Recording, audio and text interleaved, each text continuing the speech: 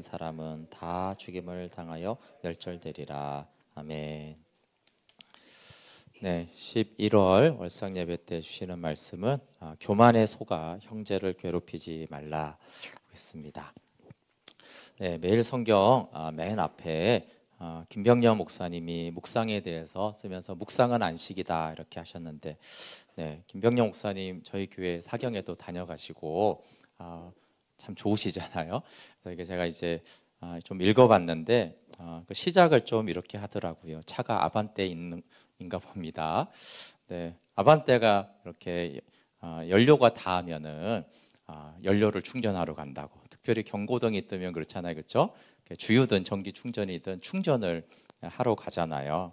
근데 이 충전은 자동차의 안정적인 운행과 성능과 자동차의 운영에 너무 중요하다라는 거예요.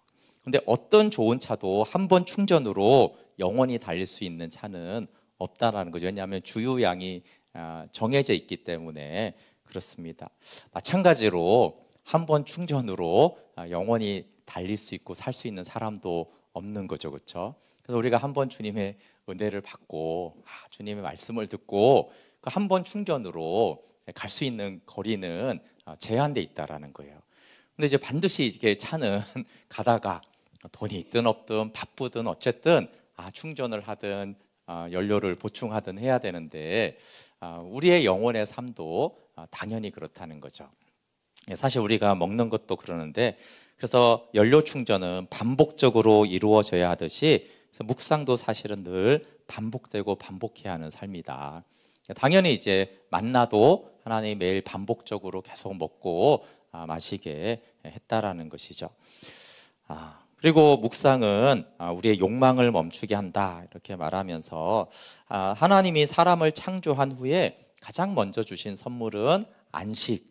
근데 이 목사님이 딱 안식이라고만 하지 않고 안식하시는 하나님을 주셨다 이렇게 하나님과 교제하는 그것을 창조한 다음에 가장 먼저 하나님이 주신 선물이다. 그 안식하시는 하나님을 만나는 것이고, 십계명의 4계명도 안식이잖아요, 그렇죠? 근데 안식일 날 이렇게 하나님을 예배하고 안식하시는 하나님을 만나는 것만 아니라 안식하는 날에 너희의 종과 가족들과 모두를 다 쉬게 하라 이렇게 말을 했거든요. 사실은 안식을 통해서 이웃 사랑하는 법을 가르쳐 줬기 때문에 우리는 안식을 통해서 하나님 사랑하는 법을 배우고 이웃을 사랑하는 법을 배웁니다. 근데 묵상은 나의 욕망을 채우려는 노동 중심의 생활에서 하나님의 은혜로 살아가는 것이구나를 배우게 되는 시간입니다. 그래서 우리가 말씀 묵상을 할 때 날마다 나의 헛된 욕망을 멈추게 하고 하나님 안에서 안식하게 합니다. 그러면서 또 한 가지, 원래 창조의 하나님은 노동을 즐거움의 한 일환으로 주셨다라는 것이죠. 사실은 즐겁게 하라고 노동을 주셨는데 타락으로 인해서 이제 아담에게 이제 이게 괴로움이 되었는데, 묵상은 하나님이 주신 몸으로 노동하고 섬기는 원래 그 타락 전의 기쁨을 하나님이 회복하게 하신다. 그래서 먼저 하나님 안에 안식할 때는 타락의 괴로움이 없어지고 주님이 주신 몸으로 내가 이렇게 노동을 하게 하는 것은 단순히 재화와 돈과 생활비를 우리가 얻는 수단을 넘어서 나를 하나님께 드리는 제사와 예배로 하나님이 받으시게 한다. 이러면서 첫 번째 연료 충전을 통해서 날마다 우리는 묵상을 통해서 우리의 영에 충전을 하고 하루를 달리면서 살아가는 것이고, 또 욕망을 멈추게 하는 안식안에 거하게 하고, 그러면 괴로움이 돼버린 이 일터와 우리가 해야 될 이 책임이 오히려 원래는 하나님 주신 기쁨이었는데 그 기쁨과 즐거움으로 살게 하는 묵상이다라는 부분들이 읽으며 좋아서 나누었습니다. 네, 오늘은 오바다 말씀인데 오바다는 딱 한 장으로 되어 있습니다. 21절, 그러니까 12개 소 예언서 중에 가장 짧고, 이 저자인 오바다는 여호와의 종 이런 뜻입니다. 활동식에는 안 나오지만 아마 예루살렘이 멸망한 직후로 활동한 것으로 보이고요.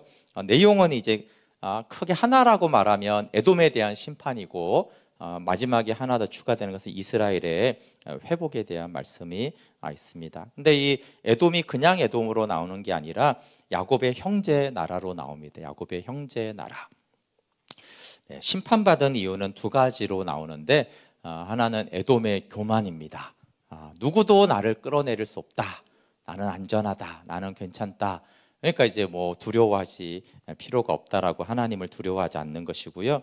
구체적인 내용은 이제 교만이 어떻게 드러났냐 하면 형제 야곱을 이스라엘을 괴롭히고 즐기는 것으로 나타났는데, 물론 이제 남유다를 멸망시킨 것은 바벨론이지만 이때 세 가지를 했는데, 한편으로는 방관하고 한편으로는 같이 약탈하고 또 하나는 예루살렘이 멸망하는 걸 기뻐했습니다.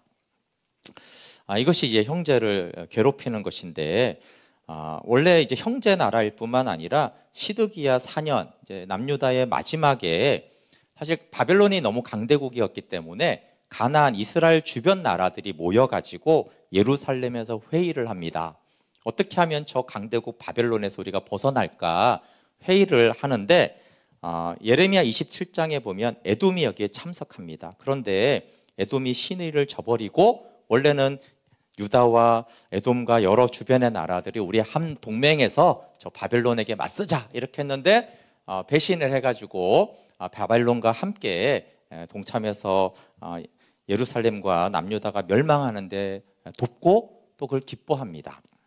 이게 이제 심판받은 이유인데, 근데 심판받은 에돔은 어떻게 됐냐 하면 바벨론 왕 느부갓네살에 의해서 BC 533년에 멸망합니다. 그리고 이제 신약 시대까지 명맥을 유지하다가 70년 이제 로마에 의해서 예루살렘이 멸망하잖아요, 그렇죠? 근데 그때 같이 멸망해서 이제 흔적이 사라졌습니다. 이제 에돔 족속은 존재하지 않는 완전히 멸망하는 족속이 되었습니다. 그러니까 유다를 멸망한 것을 기뻐했잖아요. 근데 유다가 멸망하고 똑같이 바벨론에 멸망하고 유다가 이스라엘의 70년에 이제 로마에서 멸망할 때 에돔은 더 멸망해서 지금 그래서 이스라엘 명맥이 당연히 있는데 에돔은 사라집니다. 이스라엘과 에돔의 관계는 우리가 잘 알죠. 야곱의 형 에서의 후손이잖아요, 그렇죠? 그러니까 그래서 이제 형제이기 때문에 이제 에돔을 다루고, 에서는 사해 바다 남쪽에 오른쪽에 위치한 지금 이제 요르단 남쪽에 있습니다. 우리가 잘 아는 건 이제 페트라라는 유적지가 거기에 있고 와디롬 같은 것이 거기에 있습니다. 네, 이스라엘에게 하나님이 명령하셨어요. 너희는 에돔 땅을 차지하지 말아라. 형제 나라니까 너희는 에돔 땅을 점령하지 말아라. 이렇게 이스라엘에게도 말씀하셨어요. 그러니까 형제 나라로 대하라고 했고, 관계는 사울부터 솔로몬 때까지는 에돔이 이스라엘의 속국이었다가 역대하 20장에는 모압 암몬과 함께 이스라엘을 공격하기도 했다가 여호람 때 독립했다가 아마샤가 다시 정복했다가 아하스 때 유다의 굴레에서 벗어나는 계속 이렇게 왔다 갔다 하는 관계에 있었습니다. 네, 1절부터 14절 말씀은 에돔에 대한 심판의 말씀이에요. 아까 말한 대로 형제 유다를 도와야 되는데 돕기는커녕 괴롭히고 유다의 멸망을 즐거워했습니다. 그래서 1절에 여호와께서 사자들을 여러 나라로 보내시면서 일어나서 에돔과 싸우러 올라가자 이렇게 외치니까 하나님이 이제 에돔을 심판하기 위해서 주변의 여러 나라들을 불러 일으킵니다. 그리고 하나님이 에돔을 치시니까 너는 이제 보잘것없고 멸시를 받게 될 것이다. 근데 에돔은 작은 나라인데 여기 성경에 나오는 대로 높은 산과 깊은 바위 틈에서 스스로 안전하다고 여겼습니다. 그래서 공격받을 염려가 없다라고 했는데, 아까 말한 대로 그 요르단에 페트라가 있잖아요, 그렇죠? 근데 페트라가 이번에 이제 요르단 가면서 가봤는데 정말 기가 막힙니다. 완전 산에 어떻게 그렇게 그걸 파서 그렇게 했는지 모르지만 완전 자연 요새죠. 그리고 어떻게 그 고대 시대 때 그렇게 했는지 모르겠지만, 그래서 이 페트라가 있는 지역은 정말 높은 산과 깊은 바위로 완전 천혜의 요새예요. 그래서 아무도 공격할 수 없다라고 그렇게 여기는 교만이 있었습니다. 그런데 이제 1장 3절에 이 교만이 속인다라는 내용이 나오는데, 우리 1장 3절 말씀 한번 읽어볼게요. 시작. 너의 마음의 교만이 너를 속였도다. 바위 틈에 거주하며 높은 곳에 사는 자여, 내가 마음에 이르기를 누가 능히 나를 땅에 끌어내리겠느냐 하니. 네, 아마 페트라 같은 이런 데 있으면 그런 생각을 할 정도로 정말 천혜의 요새입니다. 근데 안전하다는 마음의 교만이 너를 속였다.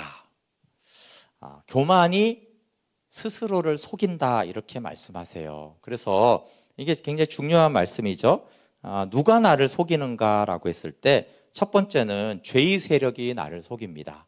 그래서 로마서 7장의 말씀대로 생명에 이르게 할 계명이 죄가 우리를 속이면 우리가 사망에 이르게 되고 내가 있다고 주장하면서 교만하게 합니다. 그 다음에 이제 두 번째 속이는 자가 누구냐라고 했을 때 교만하게 된 마음이 나를 속인다라는 거예요. 그러니까 하나님 의지할 필요가 없어. 스스로 안전하고 나는 괜찮아. 이렇게 나는 보호할 수 있다라고 속인다라는 거예요.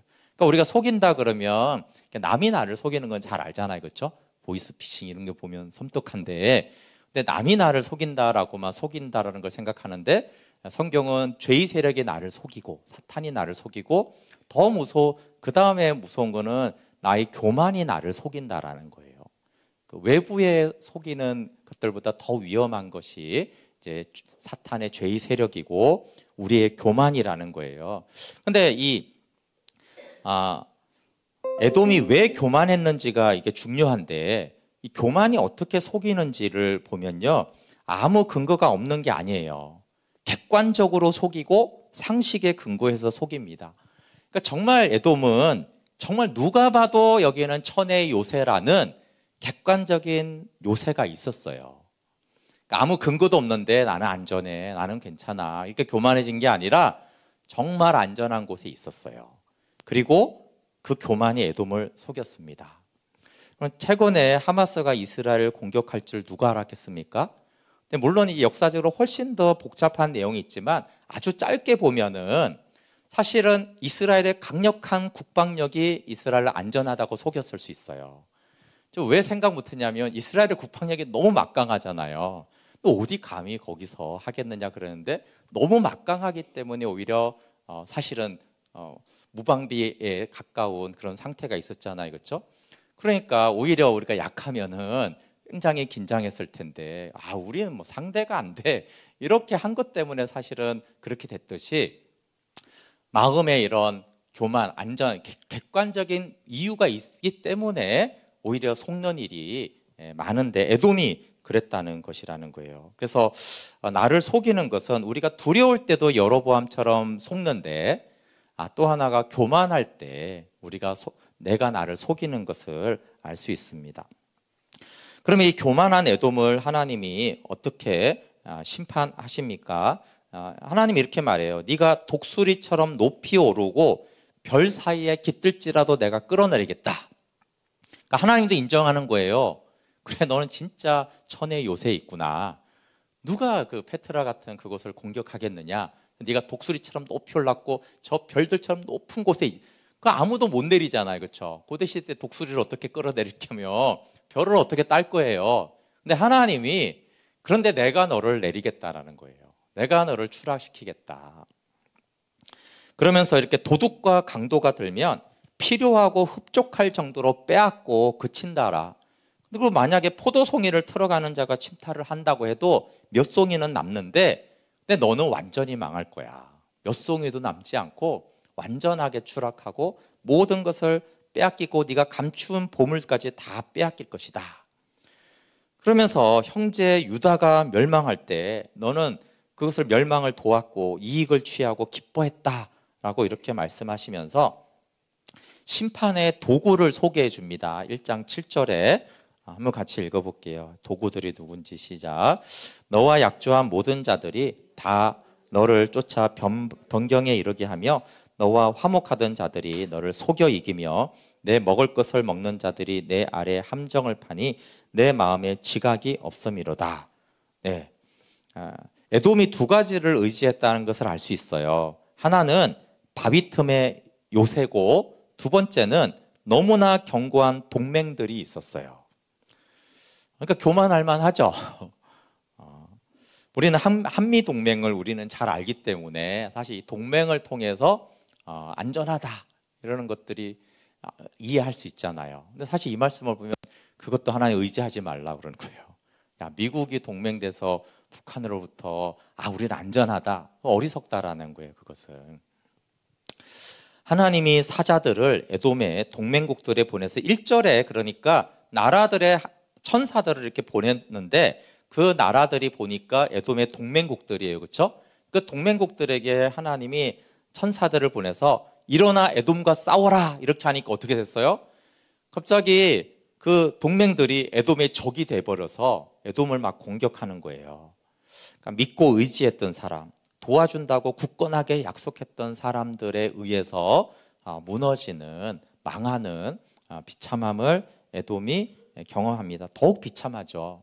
적으로 여겼던 자들이 공격하는 거하고 동맹을 맺었던 자들, 평화조약을 맺은 자들, 특별히 한 밥상에서 먹던 자들은 가족과 갖고 되게 친밀한 관계잖아요. 그렇죠?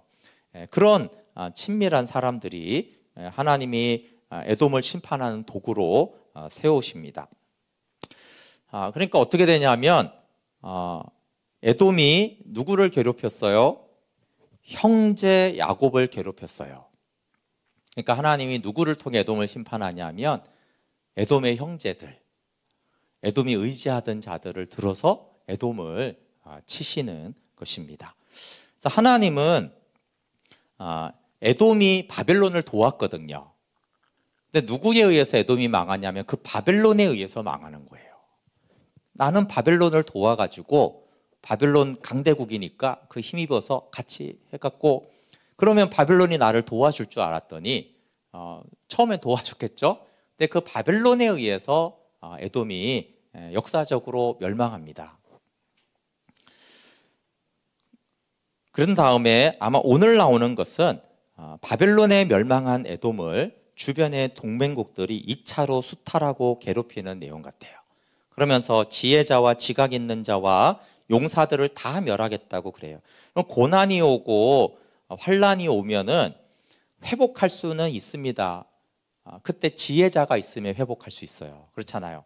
고난이 왔는데 너무 지혜로운 자들이 있으면 다시 역으로 회복할 수 있는데 대조영이나 이런 것들을 보면은 그런 내용이거든요. 고구려가 멸망했을 때 대조영이라는 탁월한 사람이 있으니까 발해라는 나라를 세우는 고구려를 회복하려고. 그런데 하나님이 지혜자와 지각 있는 자와 용사들을 다 멸하겠다는 거예요.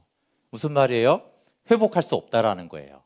왜냐하면 용사들이나 지혜자가 있어야지 다시 재기를 할 거 아닙니까? 근데 내가 그런 자들을 다 멸하기 때문에 너는 회복할 수 없다라고 그런 심판을 하겠다라는 것이에요. 근데 심판의 이유를 이미 말했지만 10절에 이렇게 말하고 있어요. 내가 내 형제 야곱에게 행한 포악, 이렇게 말하고 있어요. 왜 네가 이런 심판을 받게 되냐면 내 형제 야곱에게 포악을 행하였기 때문이다, 이렇게 말하는 거예요. 여러분, 그래서 하나님은 모든 악을 공의로 심판하는데 오바다의 목적은 그냥 모든 악이 아니라 형제를 괴롭힌 죄에 대한 심판을 다루는 거예요. 특별히 믿음의 형제를 네가 도와야 되는데 방관하고 괴롭히고 그가 망하는 것을 기뻐했다. 그러니까 너에게 내가 반드시 심판하겠다라는 것이 오바다의 가장 중요한 메시지 중에 하나입니다. 근데 이제 에돔이 형제 야곱을 그럼 왜 괴롭혔냐라고 했을 때 아까 말한 대로 교만 때문이라고 그랬잖아요. 그렇죠? 교만이 나를 속여가지고 원래 도와야 될 형제를, 오히려 연합해야 될 형제를 오히려 교만 때문에 그를 괴롭혀서 멸망하게 됩니다. 그럼 예수님이 우리에게 두 가지 명령을 주셨는데 우리가 하나를 지상 명령이라고 하고 가서 제자 삼으라는 말씀, 영혼을 구원하라는 한 가지 지상 명령과 또 하나는 세 계명은 서로 사랑하라는 계명이에요. 그렇죠? 그러면 이제 그 반대가 이제 무서운 죄인데 그럼 반대로 말하면 영혼을 실족하는 죄가 있는 거예요. 그렇죠?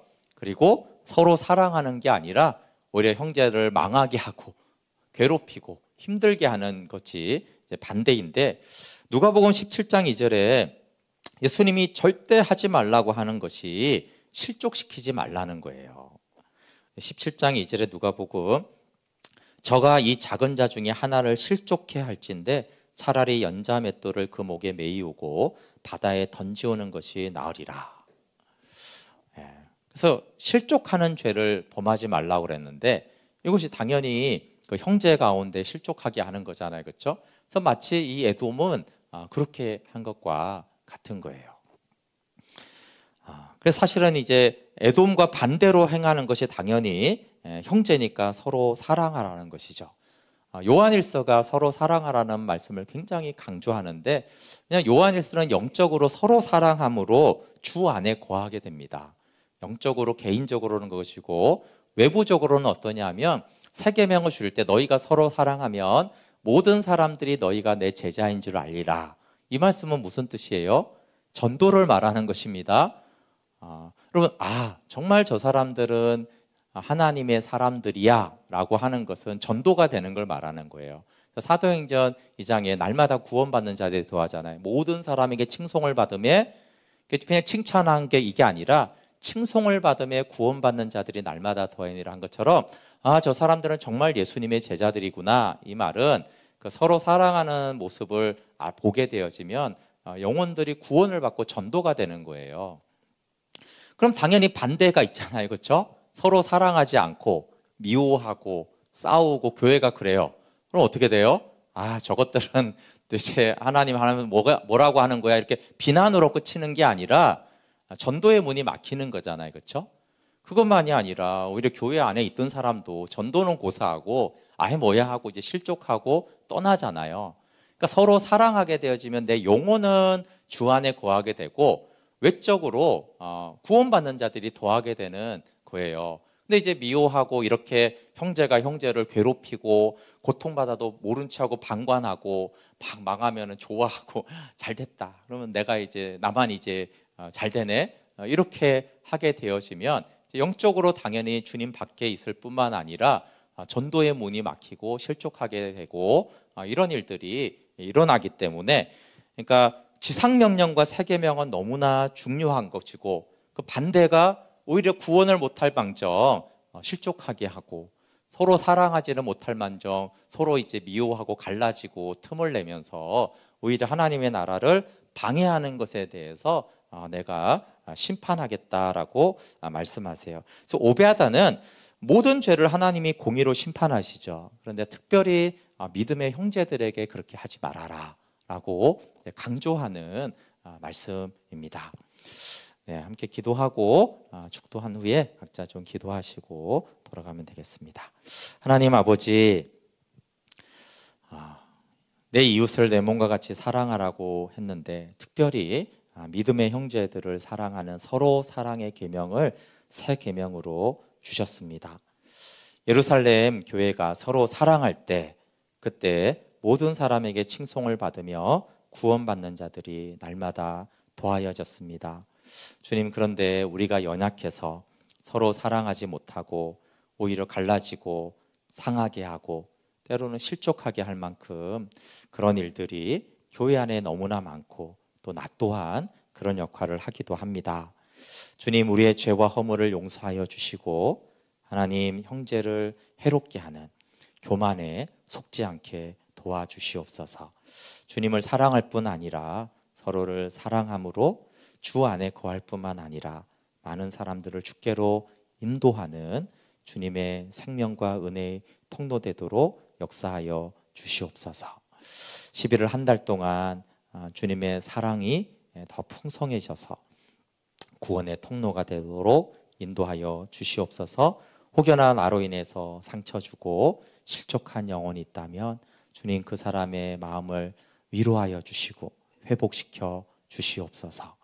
이제는 우리 주 예수 그리스도의 은혜와 하나님 아버지의 사랑과 연약한 우리를 생명으로 인도하시는, 진리로 인도하시는 성령님의 교제 교통하심이 11월 주님과 동행하기를, 주 안에 살기를, 주님을 사랑하기를 소망하는 주의 백성들 위해 지금부터 영원토록 함께하기를 간절히 축원하옵나이다. 아멘.